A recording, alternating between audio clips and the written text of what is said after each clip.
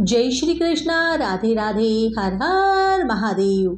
आप सभी का बहुत बहुत स्वागत है आपके अपने चैनल भक्ति सागर में। आज हम श्रवण करेंगे चातुर्मास महात्म्य कथा अध्याय 43।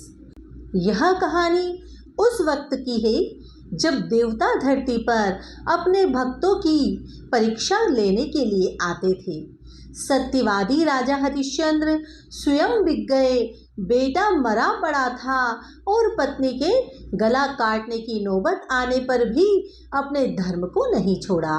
इतनी विषम परिस्थितियों में भी राजा हरिश्चंद्र ने अपने धर्म का पालन किया।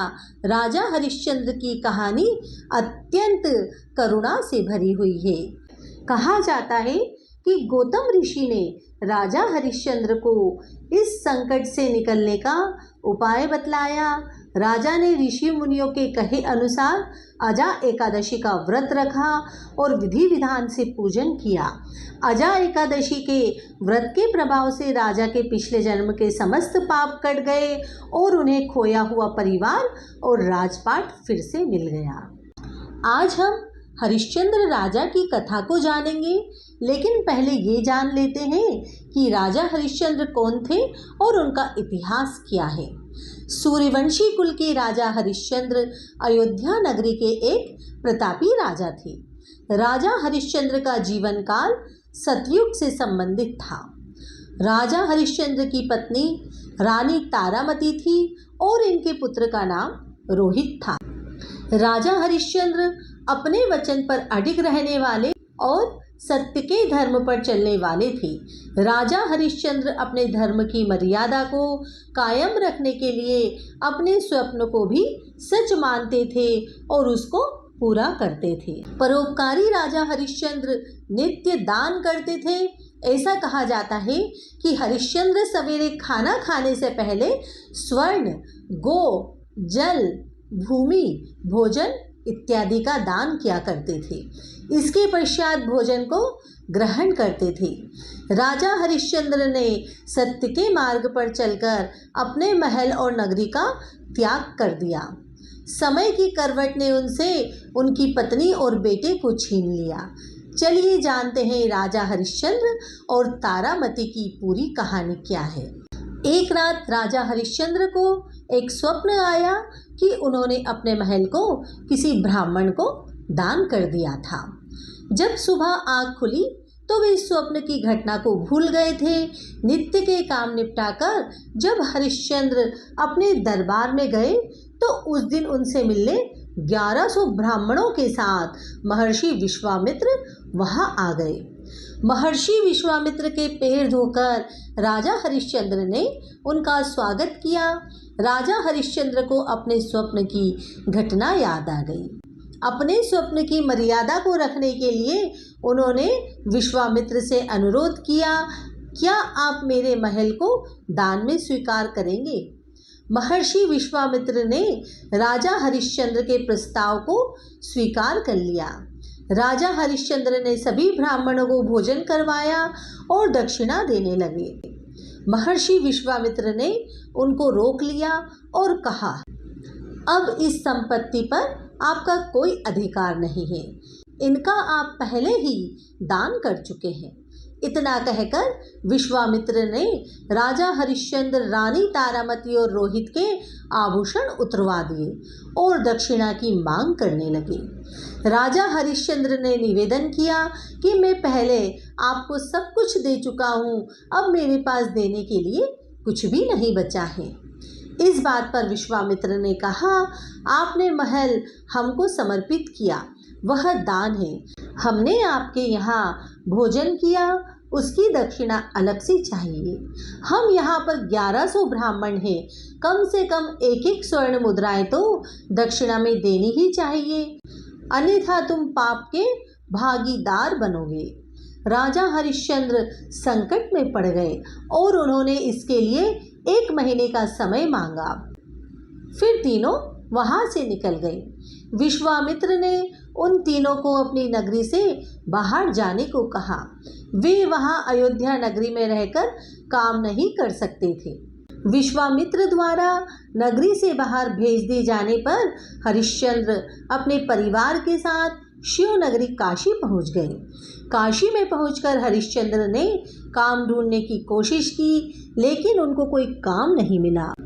विश्वामित्र को ऋण चुकाने का आखिरी दिन था और राजा हरिश्चंद्र गंगा घाट पर बैठे थे।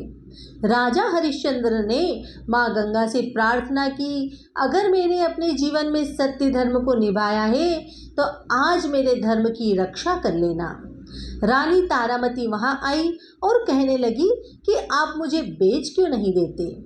राजा हरिश्चंद्र ने कहा, पति होते हुए मेरा धर्म है कि मैं तुम्हारी रक्षा करूं। मैं तुम्हें बेचकर अपने पति धर्म को नष्ट नहीं कर सकता। रानी तारा ने अपने पति के धर्म की रक्षा के लिए खुद को बेचने का निश्चय किया और काशी के बाजार में जाकर खड़ी हो गई। रानी ने आवाज लगाई कि कोई है जो मुझे खरीद सकता है। तब वहाँ एक पंडित आ गए। पंडित ने कहा कि उसकी पत्नी बीमार रहती है, मेरी पूजा की तैयारी और मेरी पत्नी की सेवा कर सकती हो तो मैं तुम्हें खरीद सकता हूँ। रानी तारामती ने हाँ भर दी और अपनी कीमत मांगी। पंडित ने 500 मुद्राएं देने को कहा। रानी ने उन 500 मुद्राओं को लिया और राजा हरिश्चंद्र के चरणों में समर्पित कर दी। रानी तारामती ने कहा, उसने अपने पत्नी धर्म को पूरा किया है, कोई गलती हुई हो तो उसको क्षमा कर दे। अब वह दासी बन गई है, इसलिए वह उनसे दूर जा रही है। इतने में वह पंडित तारामती के दर्दनाक स्थिति में बालों को पकड़कर घसीटता हुआ लेकर गया। हरिश्चंद्र ने अपनी आंखों को बंद कर लिया। वह रानी जिसके पास सैकड़ों दासियां रहती थी, जिसके लिए फूल उठाना भी भारी था, आज वह किसी और के घर चूल्हा फूकेगी, कुएं से पानी भरेगी और दास बनकर किसी की सेवा करेगी। रोहित ने अपनी माँ को दूर जाता देखा तो वहाँ जाकर माँ से लिपट गया। पंडित ने उसको दूर जाने को कहा। तब राजा हरिश्चंद्र ने कहा कि एक बच्चे को उसकी माँ से दूर मत कीजिए, आप इसको भी अपने साथ ले जाइए। पंडित ने तारामती अभागन पर दया खाकर 100 स्वर्ण मुद्राओं में उसको भी खरीद लिया। ऋषि विश्वामित्र के वचन के अनुसार अभी 500 स्वर्ण मुद्राएं कम पड़ रही थी। राजा हरिश्चंद्र ने खुद को बेचने का निश्चय किया। काशी के बाजार में हरिश्चंद्र ने खुद की बोली लगाई। वहां आता हुआ एक चांडाल ने 500 स्वर्ण मुद्राओं में हरिश्चंद्र को भी खरीद लिया। 1100 स्वर्ण मुद्राएं पूरी होने पर विश्वामित्र के ऋण से उऋण होकर हरिश्चंद्र शमशान घाट पहुंच गए। वहां हरिश्चंद्र ने लोगों को रोते हुए चीखते हुए देखा। मुर्दे जल रहे थे। अब से हरिश्चंद्र को यहीं पर शमशान का पहरा देना था। वहां पर अंतिम क्रिया के लिए आने वाले लोगों से कर वसूलना और कफन के कपड़े को हटाना हरिश्चंद्र का काम था। मुर्दे के साथ आने वाले चावल और पिंडदान में आने वाले पिंड को खाकर हरिश्चंद्र को पेट भरना पड़ता था। शमशान में सोना और वहीं पर रहना पड़ता था। इतनी विपदाओं के बाद भी राजा हरिश्चंद्र ने अपने धर्म को नहीं छोड़ा और पूरी निष्ठा से अपने धर्म को निभाने में लगे रहे। एक दिन पंडित जी ने रोहित को पुष्प लाने के लिए बगीचे में भेजा। वहाँ रोहित को काला नाग डस लेता है और रोहित वहीं गिर जाता है। रोहित को जहर चढ़ने लगता है। रोहित को लगा कि अब वहाँ बच नहीं पाएगा, तो जोर से चिल्लाकर कहा, कोई है, मेरी माँ को कहना कि रोहित को सांप डस गया है। किसी ने रानी तारा को सूचना दी, उसके पुत्र को सांप ने डस लिया है। रानी ने सारे काम को छोड़कर वहाँ से निकलने की कोशिश की, लेकिन पंडित जी ने रानी को रोक लिया और सारे काम को निपटाने को कहा। शमशान में प्रवेश करते ही रानी तारा फूट फूट कर रोने लगी। रानी की आवाज़ सुनकर हरिश्चंद्र की नींद खुल गई और उठकर बोले, कौन है?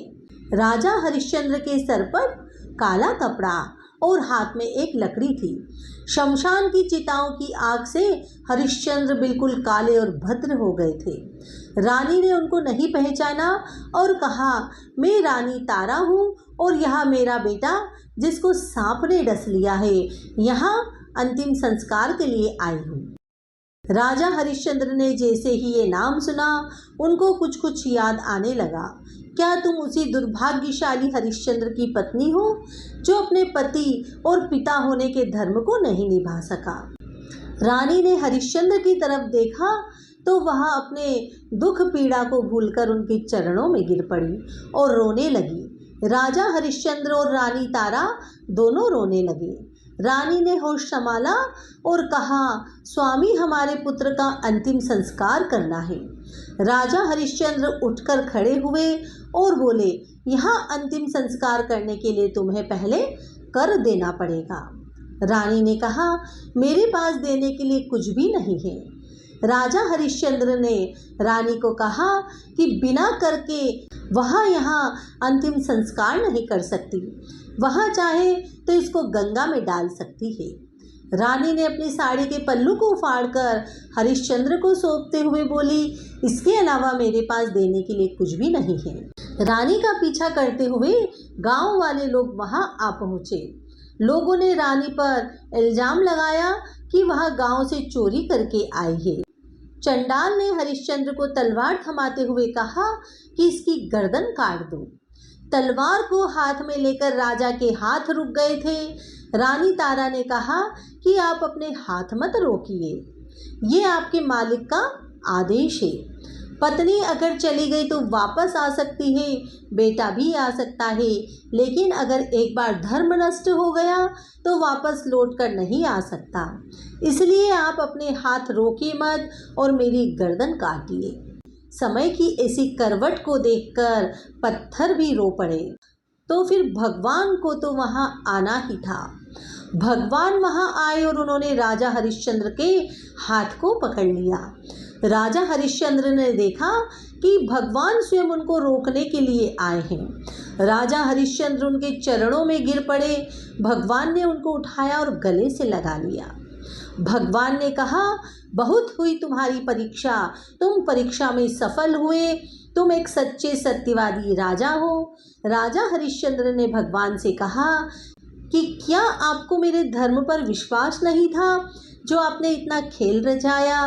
भगवान ने कहा कि मुझे तुम्हारी सत्यता पर बिल्कुल विश्वास था, इसलिए मैंने तुम्हें चुना। तुम सत्य की परीक्षा में पास हुए। तुम्हारे जैसा सत्यवादी राजा ना तो आज तक हुआ है और ना आगे कभी होगा। ये दुनिया तुमको सत्यवादी राजा हरिश्चंद्र के नाम से जानेगी। भगवान ने मरे हुए रोहित को जिंदा कर दिया, सभी को सुंदर शरीर प्रदान किया। महर्षि विश्वामित्र ने उनको महल वापस सौंप दिया। पुनः राजा हरिश्चंद्र और रानी तारामती उस महल में रहने लगे और राजभोग भोगने लगे। ऐसा कहा गया है कि धर्मो रक्षति रक्षितः। तुम धर्म की रक्षा करो, धर्म तुम्हारी रक्षा करेगा। इस प्रकार चातुर्मास महात्म्य कथा अध्याय 43 पूर्ण हुआ। धन्यवाद।